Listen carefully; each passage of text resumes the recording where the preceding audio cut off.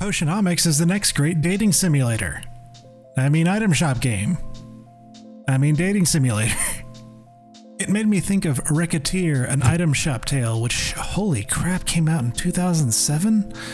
God, I feel old now. You play Sylvia, a recent graduate of potion witchery who just learned her uncle died. He leaves her his potion shop and $1 million gold debt that ends up getting binded to her very soul. Debt collectors are serious business here. Conveniently, there's a potion competition going on in the town that will neatly handle all the debt if you can win it. Thus begins your journey into potion witch capitalism. The competition works as follows. You have a week to make 3 potions that meet at least a certain minimum spec. Anything of higher quality than required makes your job easier later on, so there's plenty of incentive to get them as high as you can. Base price it has. Let's have to haggle. Oh wow. I'd barely have to do anything to sell this.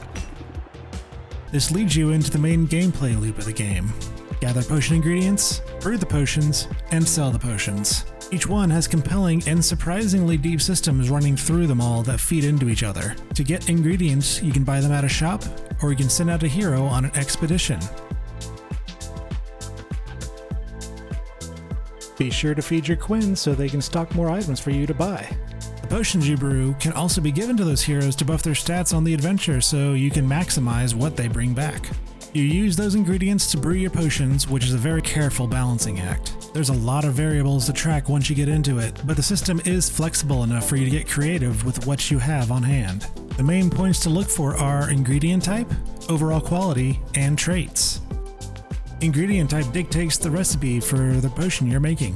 Quality is fairly self-explanatory as it governs if you made a minor, common, greater, etc. potion. Traits might be the thing that will make you curse the most.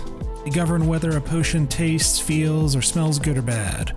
This translates out to the potion being worth more for good traits or worth less for bad ones.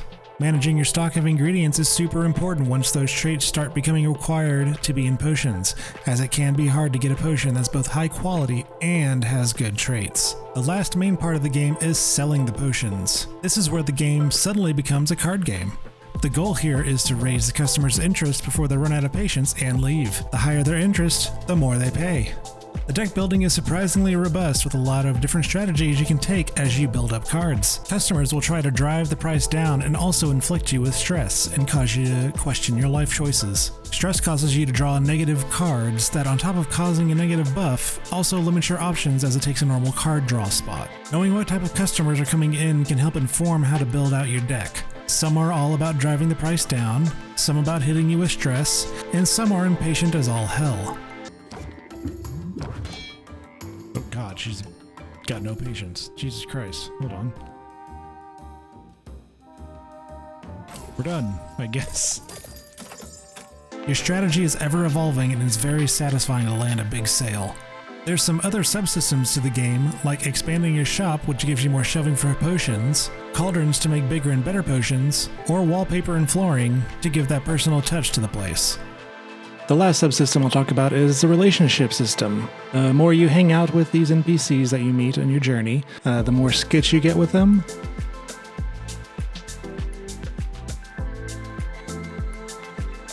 The more cards you get from them. And more importantly, the more romance options you get. Each character has their own theme to their cards, so you can quickly identify the ones that will help your personal playstyle. Or just go for the character you like the most.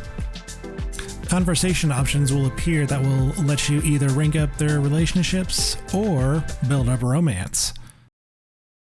The game's art style is so adorable and the animation's so expressive that it's hard not to just hit on everyone.